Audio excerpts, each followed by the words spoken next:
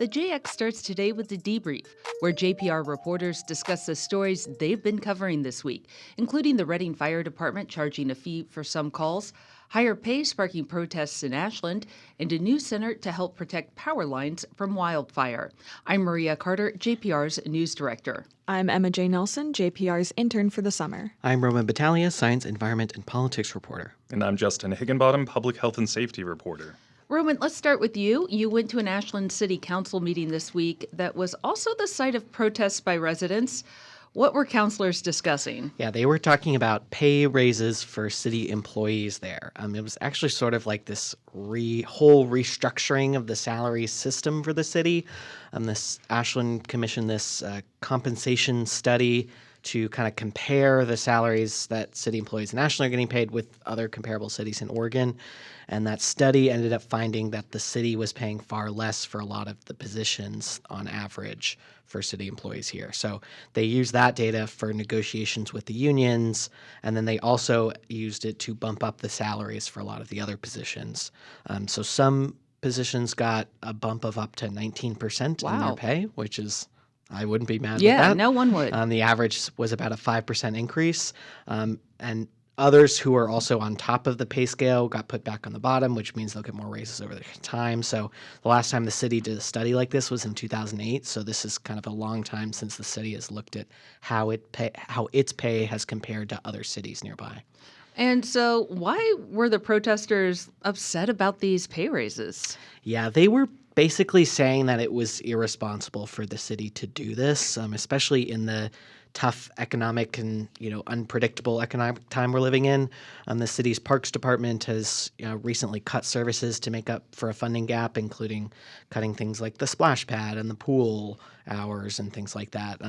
And then the city of Ashland also approved these new utility fees earlier this year as well that were an effort to help fill in funding gaps and to prevent service cuts, even though the service cuts happened. So that's I talked to a lot of residents who complain that, we're paying more fees and you're saying you weren't going to cut services and now you're cutting services anyways. So, there's going to have to be more cost savings done to help pay for these salary increases that are proposed. So these residents are just kind of mad the city is putting more and more pressure on them to pay for these raises for city staff while also cutting these services. A lot of the pay raises are for upper management in the city, and a larger portion of the raises are going to executive staff like the city manager, and the protesters said that's unfair. Yeah.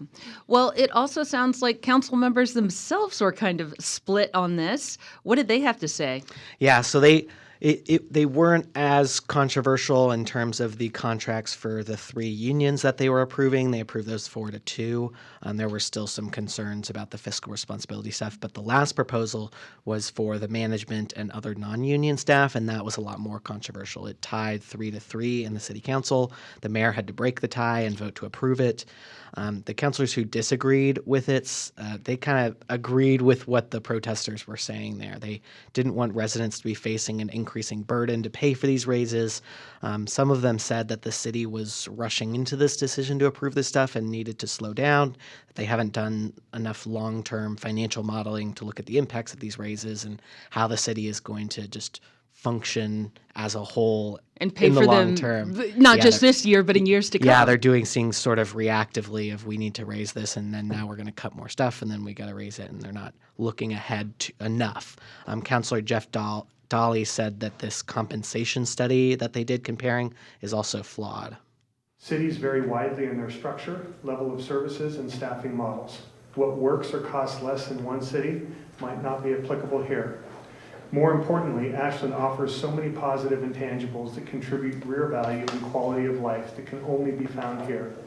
These cannot be measured on a spreadsheet, but they matter greatly.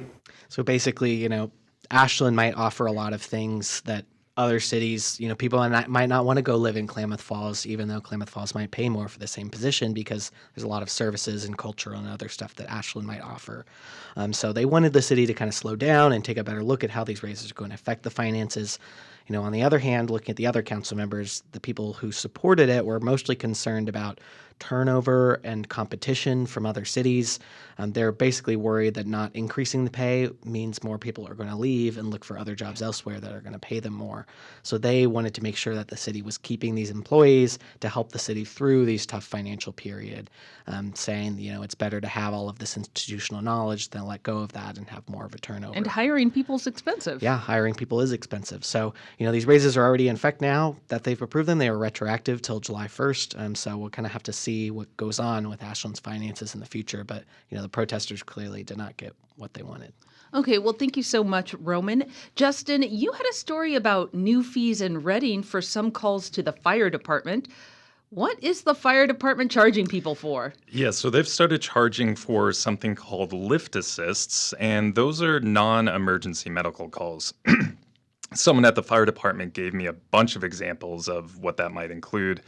For example, if someone has fallen and they need help getting up but doesn't necessarily need to go to the hospital or doesn't want to go to the hospital, that's one example. Or if someone needs help getting to their car to drive themselves to the hospital, or maybe even if someone can't get out of bed to use the restroom, which is actually a call they receive sometimes. Those are all lift assists. And the Reading Fire Department gets around 1,200 yearly calls of this type, so quite a few. And firefighters say that's taking resources away from more serious calls, like fire, the main one, but also shootings or stabbings or drownings. And they might have personnel out on these lift assist calls when they need them in these more serious cases.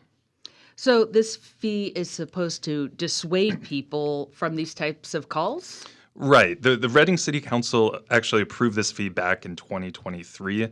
And that was to offset the costs for these calls, but also kind of to dissuade or, stop unnecessary calls. They actually approved fees for all emergency medical service calls from the fire department.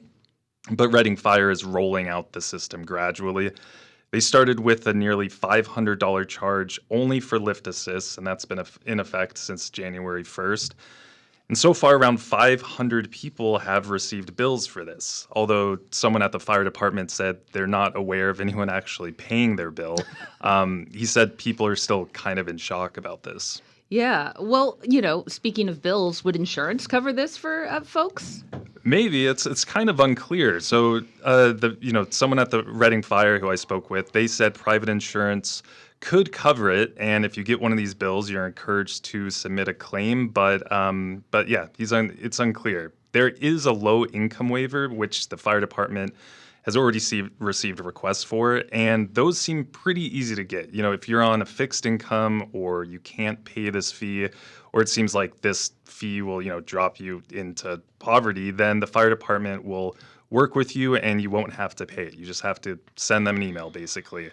But, the main goal is that they're really trying to stop repeat callers who, in some cases, need to think about their living situation. Maybe it's not best that they live at home. And someone at the fire department said they've even reached out to some residents' healthcare providers to talk about the issue and tell their doctor, we're receiving daily calls from this person. This is what's up, which will normally surprise that doctor. And so is Reading alone in this, or are other cities doing something similar? From what I could find, it's not unique, but also doesn't seem to be that widespread. So some other cities in California have similar fees. And this looks to be more of a recent trend. So cities recently have started instituting these fees. The Reading Fire Department says the issue is that the services expected from the department and departments all over the country really have just grown over the years. Before fire departments mostly put out fire. That's how they're structured. That's also how their funding is organized and structured. But people call the fire department for all sorts of things now. Get that kitten out of the tree? Yeah, which will cost you now. And Reading Fire hopes this at least starts a conversation in the community, which it seems like it's doing. And, they want to hear about what residents want their fire department to do, and also, what they actually want to pay for. Okay. Well, thank you so much, Justin. Emmett J., you visited the Pacific Corps Wildfire Intelligence Center in Medford this week. What is that and what's going on there? Yeah, the center is actually a part of the utility company's 2025 wildfire mitigation plan. So its overall purpose is to make sure that Pacific Corp power lines aren't exasperating wildfire risk. So the staff are keeping an eye on the dry and windy weather conditions and how close active fires are to the company's equipment.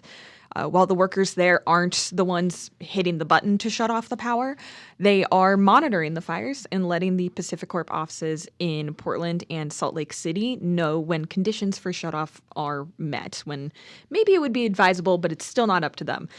From there, specialists at those offices decide whether to briefly de-energize the lines.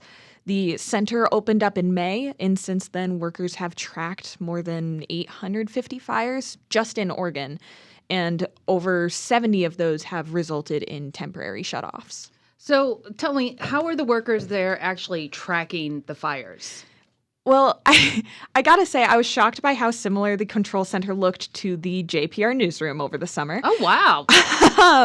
The monitors had a whole bunch of familiar websites open, like the crowdsourced Watch Duty and the AI detection site Alert West, both of which we're using for our own wildfire tracker. Staff members say that they'll see a fire on Watch Duty and look to see how close it is to Pacific Corp equipment on Alert West using some of those cameras or some of the other cameras that they have access to. Those AI cameras aren't perfect because they aren't able to distinguish between, say, the smoke column of a brewing fire or a dust plume from Just a give tractor. it a few months. AI will catch up, I'm sure. Until then, that's what the monitoring of the Wildfire Intelligence Center is for. Got it. Pacific Corp spokesperson Simon Gutierrez said that the center works closely with emergency responders as well. So when firefighters are going out to respond to a call, the Wildfire Intelligence Center gets alerted. Why is the utility company keeping such a close eye on how close those fires are getting to its equipment and power lines? Well, it wasn't that long ago that Pacific Corp was found to be liable in a class action lawsuit for not shutting off its power in those conditions. A Multnomah County jury found the company to be grossly negligent in 2023 for its contributions to the 2020 Labor Day fires. Despite the dry and windy conditions during that time, the company chose not to de-energize lines. We know what happened there. Pacific Corp has appealed to the judgment, and arguments could be heard as soon as 2026. Outside of the class action lawsuit, the utility company is also bracing for a very intensive trial schedule for the next couple of years. Thousands of people have sued the company for damages, and so far the utility has been ordered to pay nearly $500 million to plaintiffs. So with a whole team of people at this Wildfire Intelligence Center keeping an eye on the equipment around the clock, I imagine Pacific Corp is hoping to prevent and not play a role in future disasters. Yeah, and it could potentially be a busy weekend for them. Hot weather, red flag warning. Yeah, very much so. Yeah. Well, we'll hope not, but we'll keep an eye on it. Justin, you had a story about a recall effort against 2 Curry County commissioners. Can you tell us about that? Yeah, so these petitions were filed by Lieutenant Jeremy Crone with the Curry County Sheriff's Department, and they're to recall Commissioners Jay Trost and Patrick Hollinger. So for Trost, the petition alleges he created a culture of fear and retaliation for county employees. He supported expenditures like additional legal fees to litigate against elected officials. He also allegedly avoided publicly engaging with residents by holding meetings in Brookings rather than Gold Beach. For Hollinger, the recall petition alleges he supported the takeover of public lands and proposed defying Oregon's sanctuary laws. And also it brings up that he's led an ongoing campaign against Sheriff John Ward in the county. Well, and speaking of the sheriff, these are being filed by a lieutenant in the sheriff's department. The Curry County Board of Commissioners and the sheriff's department have been at odds lately, right? Yeah, that's right. So, and Trost alluded to this when he spoke about the recall effort at a recent board meeting. First he called the allegations against him baseless, and he noted they were pretty vague, maybe for legal reasons. But he said the real reason behind the recall is a lawsuit by the Curry County Board against the Sheriff's Department. And that lawsuit has asked for a court order requiring Sheriff Ward to provide commissioners with things like records and data from his office, to also attend county meetings, and also to hand over keys to county vehicles.